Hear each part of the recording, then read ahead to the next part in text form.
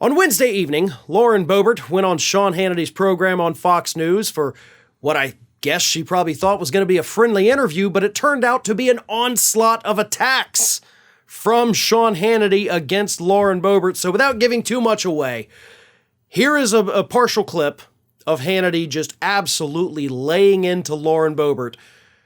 Take a look. You said complimentary things about President Trump. Needs to tell Kevin McCarthy that, sir, you do not have the votes. It's time to withdraw. Let me turn the tables, Congresswoman. Kevin McCarthy has 203 votes. Your side has 20. So if I'm going to use your words and your methodology and your math, isn't it time for you to pack it in and your side to pack it in, considering he has over 200 and you have 20?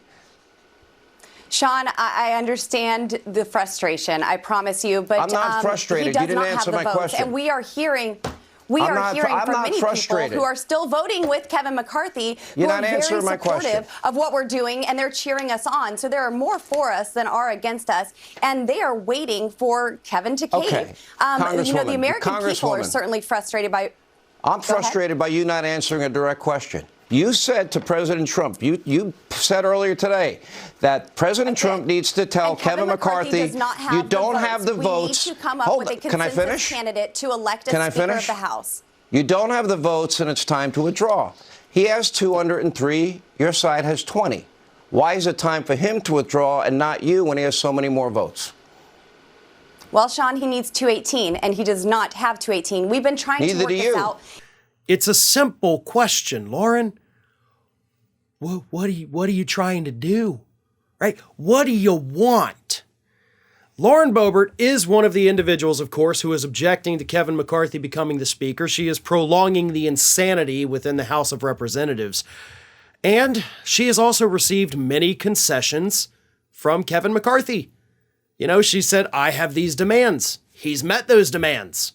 She still won't vote for him. So what do you want? Right? And I love the fact, if you ever see the whole clip of that, which you can find it in the link in the description of this video, he repeatedly asks her, what do you want? What do you want? And she can't answer the question, which is also something I've been pointing out for quite a long time now. These objectors to Kevin McCarthy don't really know why they're objecting to Kevin McCarthy. They can't answer questions as to why they're causing this chaos. They just know that, well, we have to do it, right? It's who we are. Honestly, it's the frog carrying the scorpion across the river. Scorpion hops on the frog's back, and the frog says, you got to promise not to sting me. Scorpion says, okay. Halfway through, the scorpion stings the frog, and the frog says, why'd you do that? Now we're both going to die. The scorpion says, because it's just what I do. And that's what these Republican obstructionists do. It doesn't matter if they're obstructing Democratic legislation or a Democratic president or their own fellow Republicans. They are the scorpion on the frog's back. And they're going to obstruct for the sake of obstruction because that's all they know how to do. And Hannity called her out for it, and rightfully so. Because what he did, and I hate to give too much credit to Sean Hannity here, but what he did was he exposed her. He exposed her as the fraud that she is, as the idiot that she is. He showed his entire audience that she doesn't even know what she is doing. Clips like that are very, very damaging to people like Lauren Boebert. I mean, her base is Fox News' audience.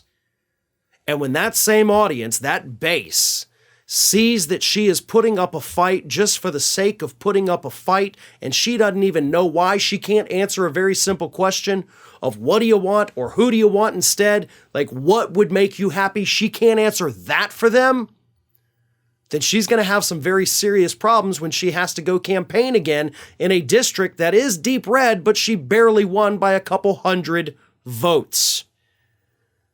This isn't going to bode well for these people. I know I always talk about the fact that the American public has a very short attention span, and they do. But one thing that could happen in a situation like this to make sure the public doesn't forget is that any of their opponents, whether it's a Democrat or a Republican challenging them in the primary, start taking screenshots of all the headlines right now, not just from the United States. Why don't you pull some from overseas too? Mocking the Republican Party, making fun of people like Lauren Boebert. Go ahead and start putting those in some ads and have those ready to go when you launch your campaign in a year and a half from now, because you're going to need them.